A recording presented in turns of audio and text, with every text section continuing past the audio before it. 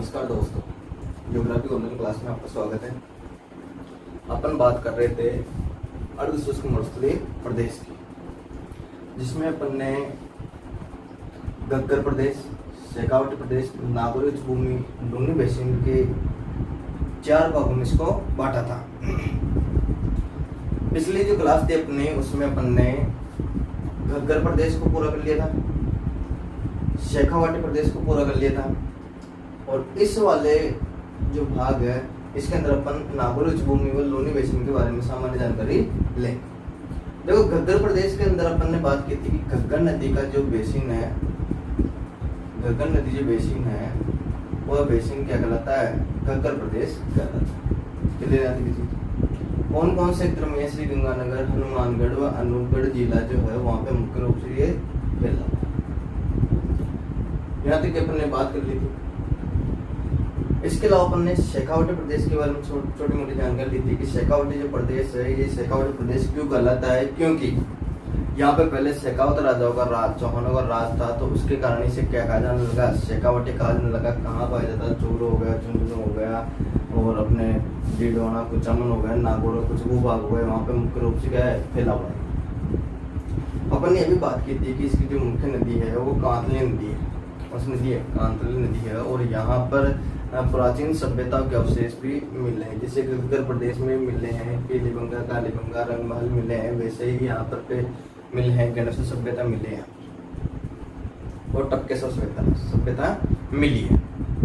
आगे बात का अपन इसके बारे में थोड़ी बहुत जानकारी ली थी कि ये जो क्षेत्र है, ये क्षेत्र आंतरिक जल प्रवाह की दृष्टि से महत्वपूर्ण। कौन जल प्रवाह? आंतरिक जल प्रवाह की दृष्टि से क्या माना जाता है? महत्वपूर्ण माना जाता है। इसके अलावा तोरावटी क्षेत्र भी इसी के अंतर्गत आता है। और ये क्षेत्र क्यों प्रसिद्ध है? एक यहाँ पे कलात्मक हवेली की वजह से भी, कलात्मक जो हवेलियां जो होती है, उन हवेलियों के लिए ये क्षेत्र विश्व प्रसिद्ध है, विश्व प्रसिद्ध। यहाँ तक कि अपन ने बात कर ली थी। इसके अलावा थोड़ी बहुत बात अपन ने की थी। यहाँ पे क्या है कि पानी का संरक्षण करने के लिए पक्के व कच्चे कुएं बनाए जाते हैं, जिसे जोहड़ या नाड़ा कहा जाता है। इसके अलावा यहाँ पे छोटे छोटे तालाब भी बनाए जाते हैं, जिसे सर कहा जाता है। क्या कहा जाता है? सर कहा जाता है। यहाँ तक कि अपन ने कंप्लीट बात कर ली थी।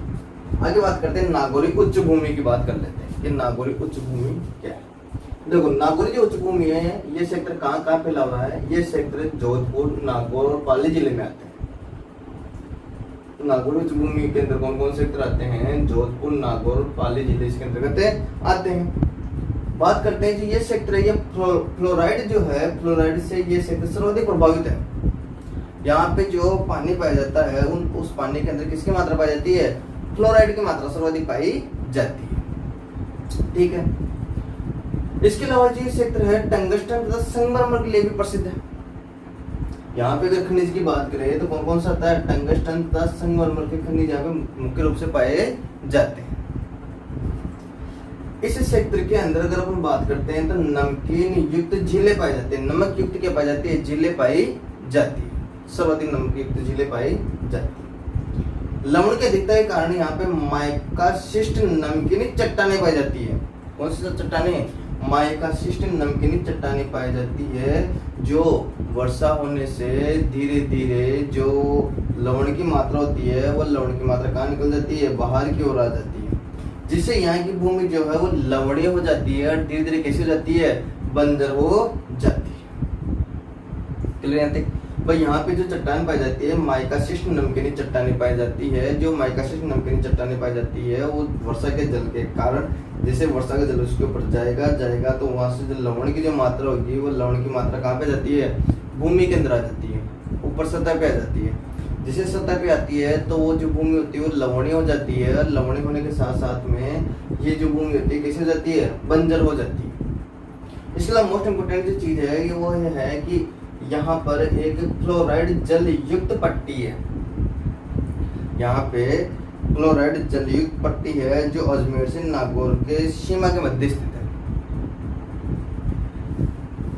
इस पट्टी को कुबड़ पट्टी, बांका पट्टी या होच बेल्ट के नाम से जाना जाता है।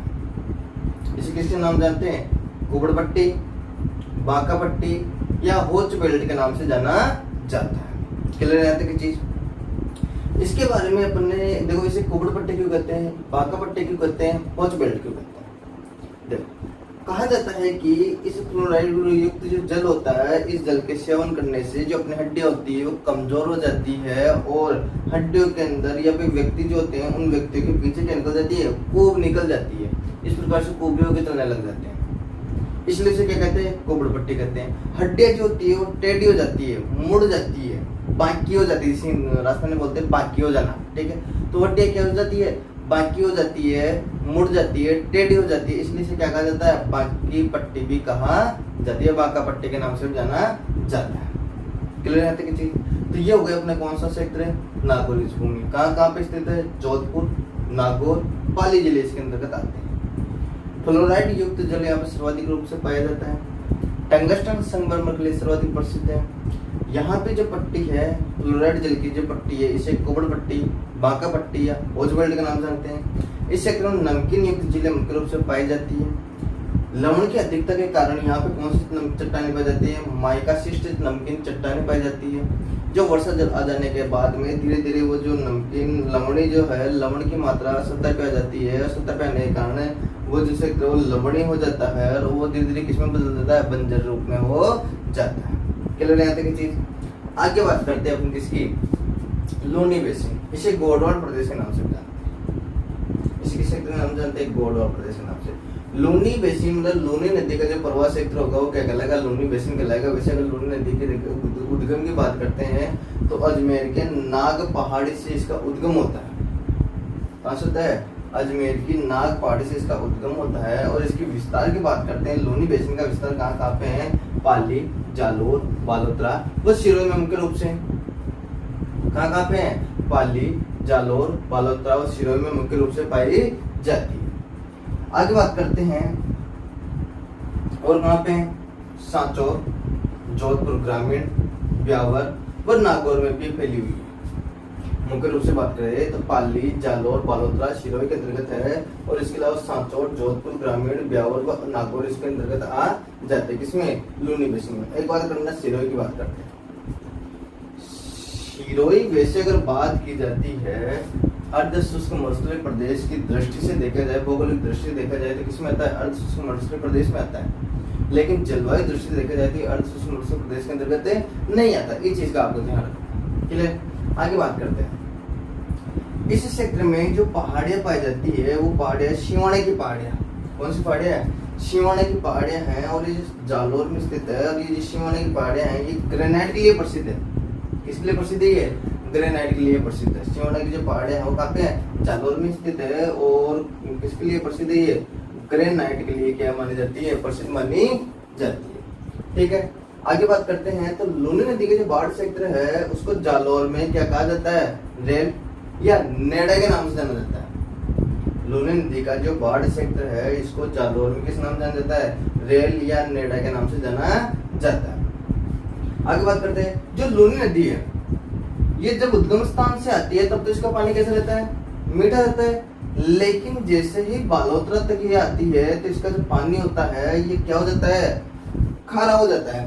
क्यों, मैंने आपको बताया था पिछले वाले चैप्टर के अंदर, पिछले वाले भाग के अंदर अपन ने बात की थी इसके बारे में कि जो मरुस्थलीय भूभाग है ये वास्तव में तैतीय सागर का भाग है या नहीं है।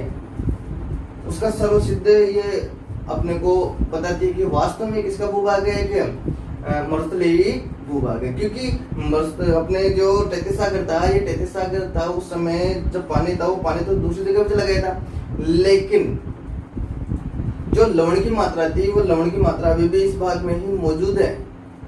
और जैसे पानी यहाँ पे आता है और इसके अंदर किसकी मात्रा मिल जाती है, लवण की मात्रा मिल जाती है, इसी कारण ये पानी कैसा हो जाता है, खारा हो जाता है।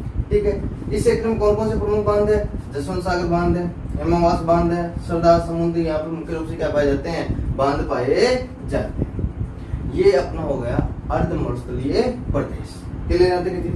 अब अपन ने जो कहाँ तक की बात की, देखो अपन ने जो बात की थी अर्ध शुष्क मरुस्थलीय प्रदेश की बात कर ली, और अर्ध शुष्क मरुस्थलीय प्रदेश की बात कर ली, और शुष्क मरुस्थलीय प्रदेश की बात कर ली। शुष्क मरुस्थलीय प्रदेश को अपन ने बात की थी कि दो भागों में अपन ने बांटा था, बालू का स्तूप मुक्त प्रदेश और बालू का स्तूप युक्त प्रदेश। बालू का स्तूप मुक्त प्रदेश के अंतर्गत अपन ने बांटा था, मुक्त प्रदेश के अंदर अपन ने बांटा था हम्मादा, रेग और लाठी सीरीज के बारे में बात की थी।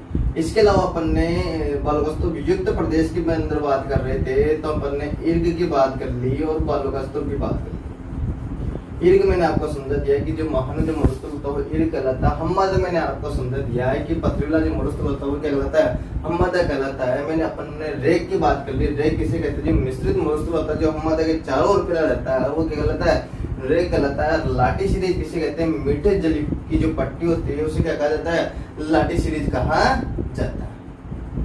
ये बातें अपन ने मुख्य रूप से पिछले वाले जो वीडियो था अपना, उस वीडियो के अंदर अपन ने पूरी बातें कर ली थी। ये आज अपना टॉपिक खत्म होता है शुष्क मरुस्थलीय प्रदेश और अर्ध शुष्क मरुस्थलीय प्रदेश के साथ। अब नेक्स्ट अपन जो पढ़ेंगे वह अरावली पर्वतमाला के बारे में। किसके बारे में पढ़ेंगे, अरावली पर्वतमाला। जब अपन नेक्स्ट चैप्टर नेक्स्ट वीडियो से क्या करेंगे, चालू करेंगे। बताओ।